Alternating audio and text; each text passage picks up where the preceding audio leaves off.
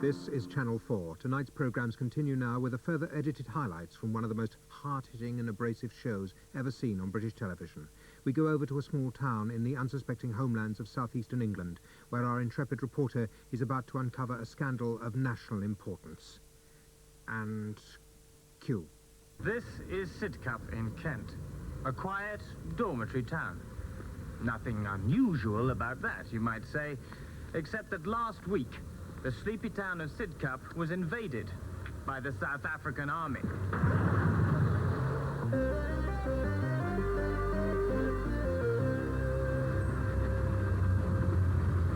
The South African troops came without warning and are arresting anyone they regard as a threat.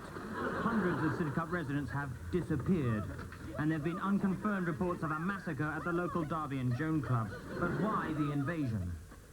Look, I don't care what you media people call it. This is not an invasion. It is a retaliatory raid. On Tuesday at 0600 hours, ANC terrorists crossed into South Africa from Mozambique and attacked a patrol. We are merely engaged in hot pursuit. As far as Sidcup. Well, you can't be too careful. This sort of thing must be clamped down upon before it gets out of hand. Sorry. Force of habit. But this is more than just an isolated raid, because it's clear that in the light of growing black unrest in South Africa, the white South Africans have decided to come here and colonise Sidcup. Already the native residents of Sidcup have been expelled and resettled in this township 12 miles outside the town. Well, there was this ring at the doorbell, and Jean said that'll be from next door. But it wasn't, was it? No, it was a South African commando unit. And they pistol-whipped Jean? They called the cat a black bastard. And shot it. And then they set fire to her mother's wooden leg. She burns it to the ground. Oh, it's not right. No, it's not right. We've written to Esther Ransom about it. The security forces have many problems here in Sidcup. In the absence of any significant numbers of coloured people, they've decided instead to persecute anybody called Gary. Get it. Get it, man. Okay, Gary, where are you going, Gary? Get rid of this. We don't want any cameras here. I don't think we need this. Well, I'm afraid that due to emergency restrictions on reporting, I'm unable to tell you what, if anything, happened to that young man. But Westminster looks on. The British government's position is that we disapprove strongly of the South African invasion of Sidcup, but we don't want to rush into sanctions which we feel will penalise the surrounding parts of Kent.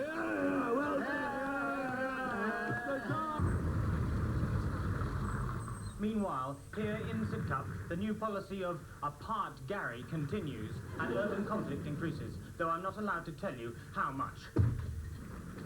All right, Brett, there he is. Get him, quick! Quick, get him! This is Simon Brent in Sidcup. Stop. Oh no. Oh, please. Oh, God. Ah! The cameraman on that report was Gary Chambers. And now...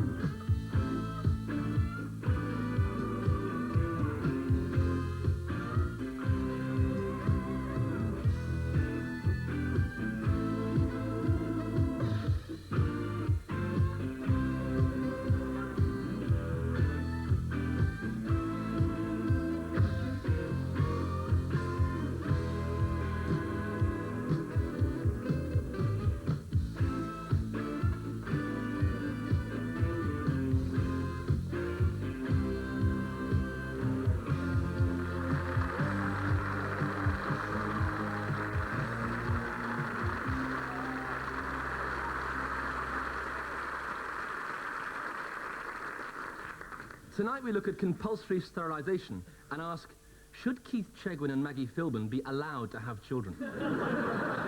And we'll be looking at the growing unofficial backstreet sports. After dwarf throwing, we'll take a look at Bonnie Langford throwing. Should it be made illegal? Or compulsory? Yes, last week we showed you the perfect job interview technique and how to get the boot polish off your tongue afterwards. But this week you're through the interview, so just how do you interpret those employers' replies, for example? May I say how much you've impressed us during this interview, and of course we'll be notifying you in writing. Means no. We'll be in touch. No. You're on our shortlist. No chance. We're looking for someone a bit more qualified. You're thick. To be frank, we feel you're a little bit too overqualified. You'll make me look thick. I'm afraid that vacancy was filled just moments ago. You're black. You're a bit overqualified, and that vacancy was filled just moments ago. Fancy a black person having passed all those exams. Congratulations, you've got the job. Your uncle's a mason, like me. Pathetic! You're a first division football team. You get paid more in a week than most of the people out there get paid in a year. And yet you've got the gall to turn in a first half performance like that. 5-0 down at half time. What the hell's the problem? Team selection. What do you say, Gary? It's team selection. Go on. What's the sides? They're not fair. I mean, they got all the best players, ain't they? Why can't we have some of their players for the second half? Yeah, right. What the hell are you talking about? Well, I reckon we should start again and pick up new sides. Yeah. Look, every time we play Liverpool, they always have Ian Rush, they always have Jan Mulby. Why can't we have them for a change? Yeah, and they're bigger than us and all. That's right. It's the first division. You can't just start again and pick fresh sides. Well, no one enjoys it when it's one-sided. Shut up, Gary. He's right. Shut up! Now, let's sort out the tactics. I told you to stay out wide and keep passing the full-back. Why didn't you? Not going out in that wing. It's all muddy. Well, you'd be all right in the second half, won't you? Be playing on the other wing. It's not so muddy there. Now, defence. It'll get muddy. Shut it!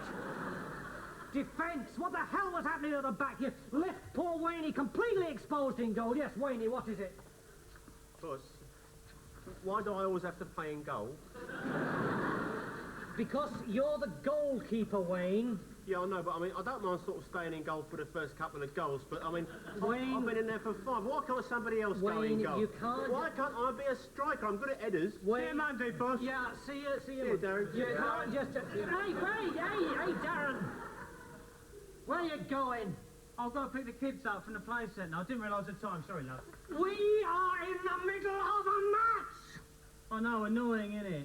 You see, most Saturdays Michelle picks them up after shopping, but this weekend she's got to run her mum to hospital because she's not very well.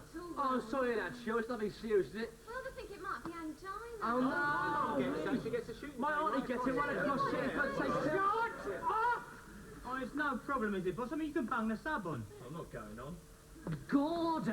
Oh, suddenly it's Gordon, is it? For the last 12 weeks it's been the sub. Now you need me, it's Gordon. Well, I'm not going on. It doesn't make any odds anyway. Sides aren't bloody fair. I am not asking Kenny Dalglish if we can have Jan Mulby and Ian Rush in the second half. Oh, we'll give them Barry and Gary. I'm not going to. It's humiliating. Now shut up and get stuck in. Go on, out there for the second half. Off you go. Good luck, lads. Go on, go on, go on. Well, I'm not getting it in the way of that ball. Me neither. It stings my hands. Why not? Because we might get hurt, and if we get hurt, Yes. we won't be able to play for England next month. That's right. And here's a taste of our late night offering. A classic love story set in Lapland, below zero. We warn you that the following is of a sexually explicit nature and may offend some viewers.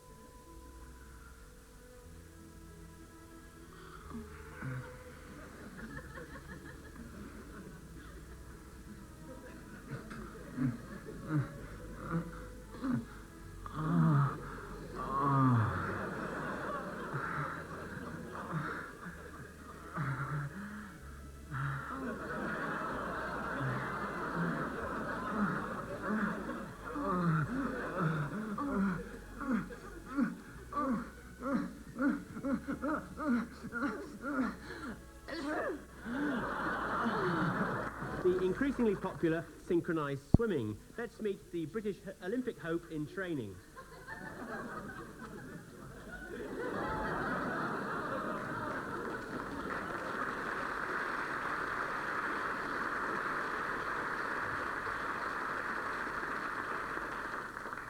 Hello, Sharon Hall. Hello?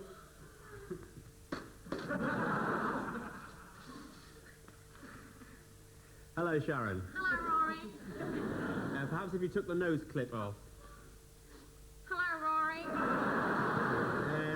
Sharon, perhaps you could explain to us, what do you need for the training in synchronized swimming? Oh, well, yes, Rory. In America, we would have the gymnasium, the indoor swimming pool, the outdoor swimming pool, the sauna, and the attached medical research clinic. I see. And in Britain, we've got the buckets. Yes. Although it is quite a new bucket. Yes, lovely, yes.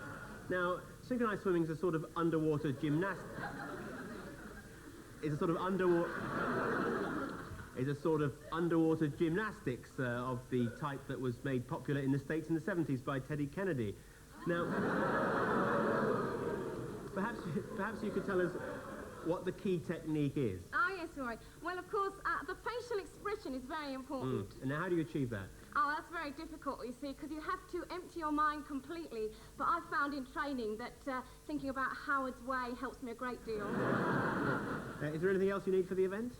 Yes, Rory, the walk to the pool is very important, can gain you points, if I may demonstrate. Yes.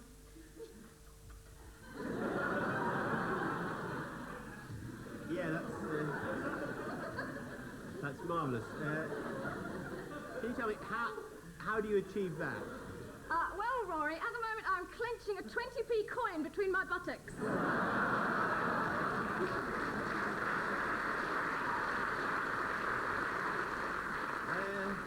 Good. One final question that everyone would like to ask about synchronized swimming is, why? I'm sorry, Rory, if I stop to think about what I'm doing, my smile disappears and I drop the coin.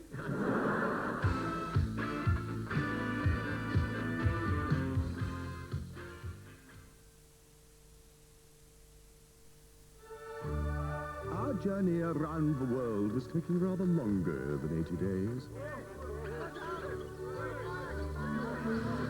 Thank goodness, en route, we discovered mignon morceau, a delicious garlic snack. However, thanks to favorable wind conditions, we arrived in Mexico on time to enjoy the flavorsome tortilla chips and encountered the extraordinary Mexican hat dance. Phileas Fogg, first-class snacks from around the world. What's so interesting? Those two down there. Oh, that's Wilson and Bennett. A couple of hot shots from finance. What are they carrying? Computers. They're taking our computers home at night? Not exactly. They're bringing their computers in. And that's how they put together these incredible forecasts. You mean we can't do this on our system? Not like this. 2 questions. What kind of computers are they using? And why don't we have them? This lady gave women drivers a bad name. With her customized set of wheels, she was a menace to other road users. Unfortunately, Baudelaire was not insured with anyone, let alone Eagle Star. And when the inevitable crash happened, she had to spend the rest of her life as a pedestrian. Don't follow in Baudelaires' footsteps. Ask your financial advisor about Eagle Star's motor insurance. Because with Eagle Star, you can face the future with confidence. Wham and the Pet Shop Boys. Just 2 of the tracks on the doublest double album of 32 smash hits. Now that's what I call music. Right, I'm cooking tonight. Mustard glazed lamb chops. Pay very, very close attention. British lamb chops. English mustard. Brown sugar. And slam them under the grill. Did you get that? British lamb chops, mustard, sugar. Simple. Just doing the tricky bit, darling. Don't come in. Before you know it, mustard glazed lamb chops and 1,000,000 brownie points. Be creative. Slam in the lamb. British lamb.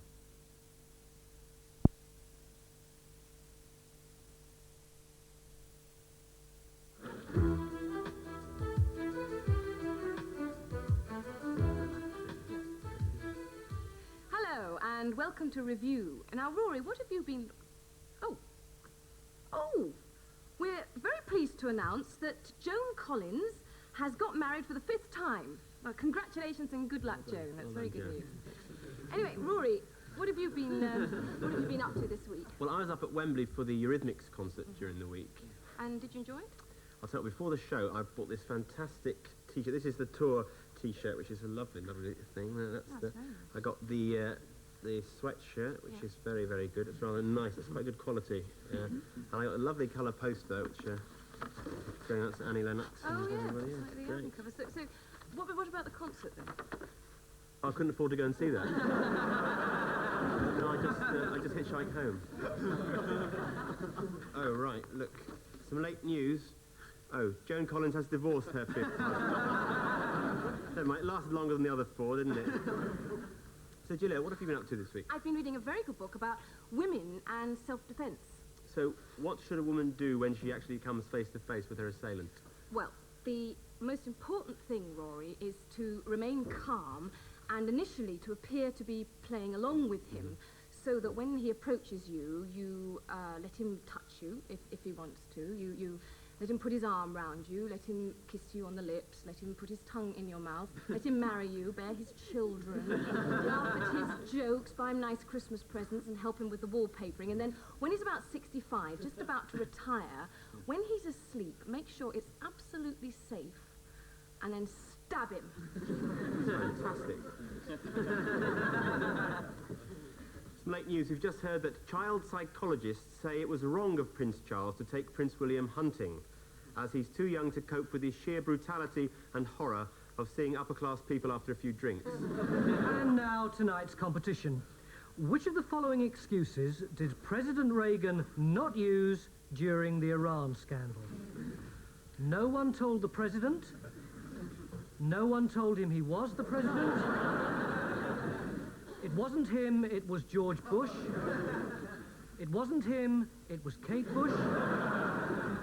It wasn't him, it was A. Bush. And the first prize will be a BBC sweater, Russell Harty. There now follows a government warning. The only way to ensure that sex is safe is to use a condom. This man didn't use a condom.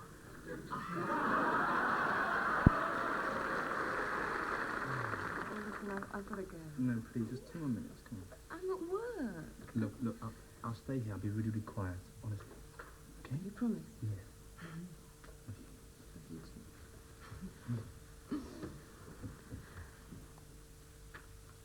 This is the shipping forecast issued by the Meteorological Weather Office at 1700.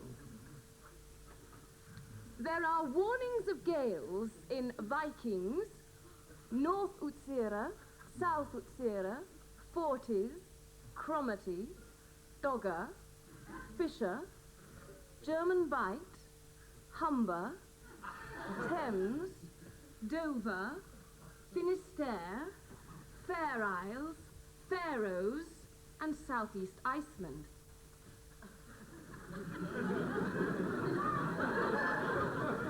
The general synopsis at midday: complex low, north and northern sea 90, moving rather quickly northeast, deepening 984 by midday tomorrow. Low Portugal 1006. Expected Biscay 1010 by the same time. Atlantic low moving steadily southwest. Expected 500 miles west of area Rockall 968.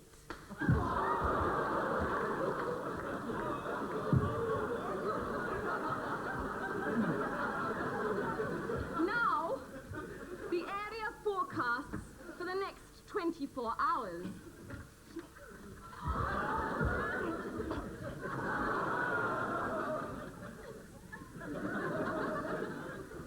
Viking, North Utsira, South Utsira, Forties. Cyclonic, becoming northwesterly Severe gale 9, decreasing 4. Showers, moderate or good. And that is the end of the shipping forecast. Being shot dead while doing the shipping forecast is just one of the many problems people have been writing to me about. I have a letter here from a Mr. Brown of Swindon who writes, Dear Rory, my doctor tells me I drink too much, but I can't face the thought of giving it up altogether. What do you suggest? Well, Mr. Brown, why don't you do what I do, and that is to ration yourself strictly to 1 glass of wine with each meal. Then the problem is, how do you fit in 37 meals a day? I've just been handed a piece of late news. Labour's defence policy was today described as impractical and naive by the United States Secretary for knocking missiles out of the sky with ray guns and great big mirrors.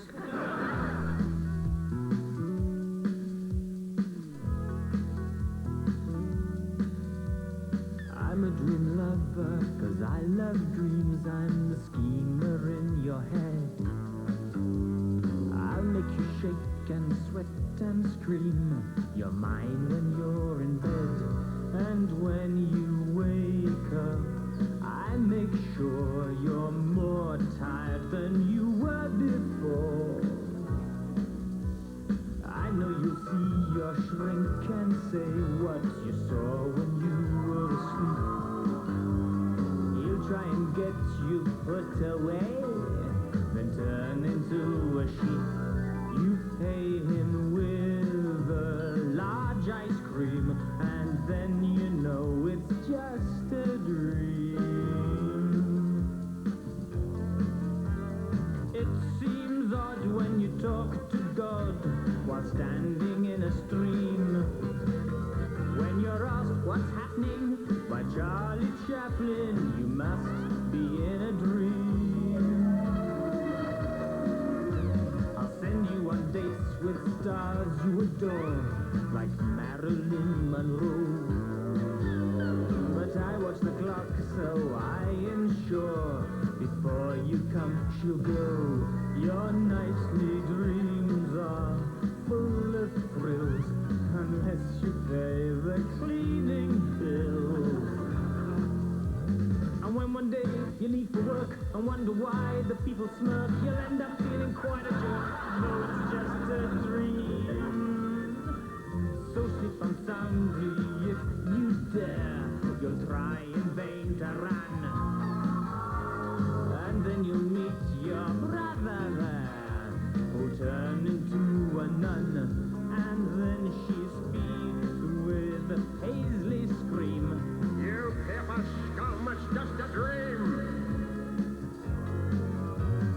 It seems amazing when Granny plays in England's cricket team. You'll be surprised when you realize that's true and not a dream. I'll let the Inquisition get you, then you'll want to scream. But when you wake up in cold sweats, you'll find it's just a dream. Until when lying there relieved, you'll find one last trick up my sleeve.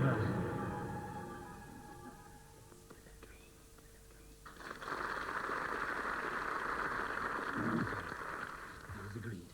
Yes. The king must die, and Guy Fawkes will do the deed. Aye. Hello, Guy. Hello, Guy. Hello, Guy. Hi, guys. Guy, tomorrow your name will go down in the history books. Why? Because you are going to kill the king. Am I? How? With 150 barrels of gunpowder underneath him. Boom. Right. Why am I killing the king again? Because he's a Stuart. I thought he was James. James is a Stuart. Yes. James Stewart. Yes. That's got an oddly familiar ring to it. James Stewart. But Guy Fawkes, imagine this. Each year, your name will be celebrated on Guy Fawkes Night. Yeah, but why me? Why Guy Fawkes Night? Well, I mean, it sounds right. Well, if I did it, it wouldn't sound right at all, would it? Catesby Night. What about you, Bob Bonfire? Bonfire night sounds pathetic. What do you say, Phil Firework? I still feel that Guy Fawkes Night rolls off the tongue better. Oh, off you go, Guy. And if all goes well, we'll see you back here for roast chestnuts, mulled wine, And the ceremonial burning of the Guy. Burning the what? The King James. He said Guy. I meant the King James. The King James, yes. And remember this. When you ignite the gunpowder, Light the blue touch paper and retire immediately. Even if it looks as if it's gone out, don't go back. We leave it well alone. yes, I always put the lid back on the barrel. So don't you take any chances on Guy Fawkes Night, because you could get badly burned, or worse still, tried as a heretic and hanged, drawn and quartered. And remember, all pets are frightened by fireworks, so lock them indoors. Unless you've got one of those yappy little Pekingese dogs, in which case lash its ass to a rocket and watch the little bugger go.